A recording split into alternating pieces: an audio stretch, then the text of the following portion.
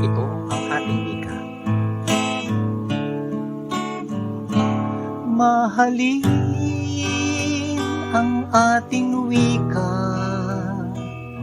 sa bawat oras ay gamitin, sanayin at laging bigkasin sa loob ng ating tahanan. Huwag limutin ang abakada hanggang sa eskwelahan. Wikang Tagalog ng ating lahi, ang pambansang salita. Tayo ay Pilipino, sa isip, sa salita at sa gawa. Nasaan ang mga tula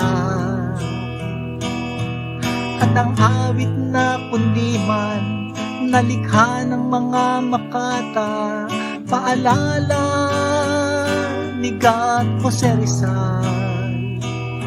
Daig pa ng malansang isda ang di marunong magmahal sa sariling wika.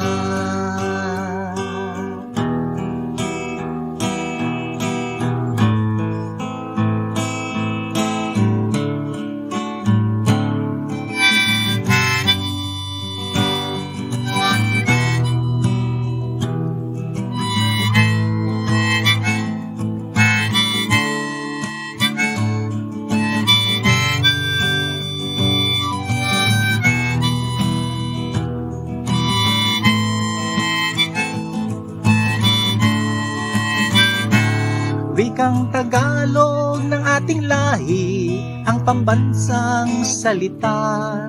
Tayo ay Pilipino, sa isip, sa salita at sa gawa. Mahalin ang ating wika, sa bawat oras ay gamitin, sanayin at laging bigkasin. Paalala ni God Jose Rizal. Daig pa ng malansang isda ang di marunong magmahal sa sariling wika. Daig pa ng malansang isda ang di marunong magmahal sa sariling wika.